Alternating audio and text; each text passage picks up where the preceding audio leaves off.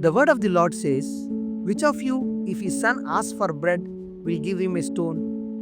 Or if he asks for a fish, will give him a snake?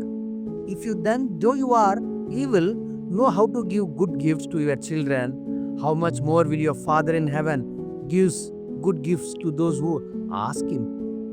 మీలో ఏ మనుషుడైనను తన కుమారుడు తన రొట్టెను అడిగిన ఎడల వానికి రాతి ఇచ్చునా? చేపను అడిగిన ఎడల పామునిచ్చునా? మీరు చెడ్డవారి అయి ఉండి మీ పిల్లలకు మంచి ఇవులని ఇయని ఎరిగి ఉండగా పరలోకం నందున మీ తండ్రి తనను అడుగువారికి అంతకంటే ఎంతో నిశ్చయముగా మంచి ఈవులని ఇచ్చును.